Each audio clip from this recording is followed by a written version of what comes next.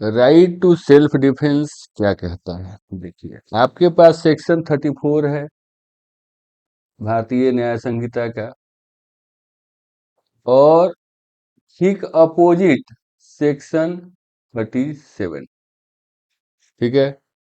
अब सेक्शन 34 क्या कहता है कि nothing is an offence which is done in which act is done in self defence. कोई भी एक्ट जो है ऑफेंस नहीं है जो कि सेल्फ डिफेंस में किया जाता है। अब सेल्फ डिफेंस क्या है? सेल्फ डिफेंस क्या ये कानून के माध्यम से मिला है? क्या पहले लोगों के पास सेल्फ डिफेंस नहीं थे? ये कानून देगा या संविधान देगा? व्यक्ति के पास ये इनहेरेंट राइट है कि वो अपनी रक्षा करे, और किसी के भी अगेंस्ट करे, मुख्यमंत्री के भी अगेंस्ट भाई, प्रधानमंत्री के भी अगेंस्ट। अगर प्रधानमंत्री भी आप पर हाथ उठाएगा, बिल्कुल आपका हक है, उस पर भी आप हाथ उठाइए, कोई रोकने वाला नहीं है आप। ठीक है। ये कोई कानून नहीं देता है आपको पावर, ये आपका बर्थ राइट है। जैसे ही जन्म लेते हैं वैसे ही आप पर कोई भी हमला करे, उस पर आप पर हमला उसको आपको रोकने का हक है, और उस पर भी आप हाथ चला सकते हैं, चाहे कोई व्यक्ति हो। पुलिस तो बहुत छोटी चीज है ना। तो कहने का मतलब कि सेक्शन 34 जहां आपको देता है अधिकार कि कोई भी ऑफेंस है, कोई भी एक्ट है जो सेल्फ डिफेंस में किया जाए वो ऑफेंस नहीं होगा।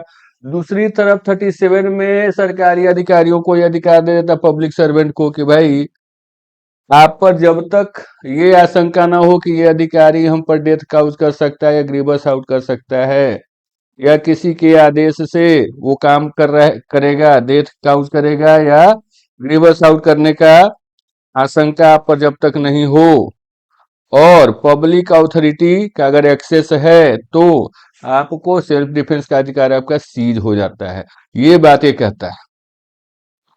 लेकिन अब देखिए कैच कहाँ है।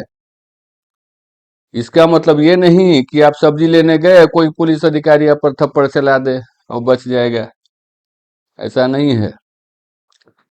एसपी हो, डीजीपी हो, बिना कोई गुड फेथ के हाथ उठाएगा, तड़ाक से मारी एकदम वहीं पे उलट जाए, है ना।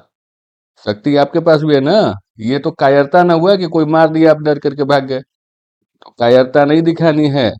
ये आपका कानूनन वैधानिक भी अधिकार है और संवैधानिक भी अधिकार है। ठीक है।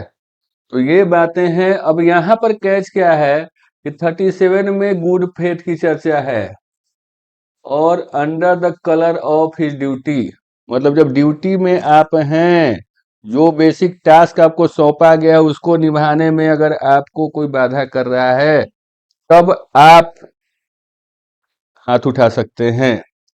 और वहां पर जो एक्यूज है उसको, उसका हाथ उठाना जस्टिफाइड नहीं है। लेकिन ये नॉर्मल मामले में नहीं होता है। नॉर्मल मामले में इसको नहीं कर सकते।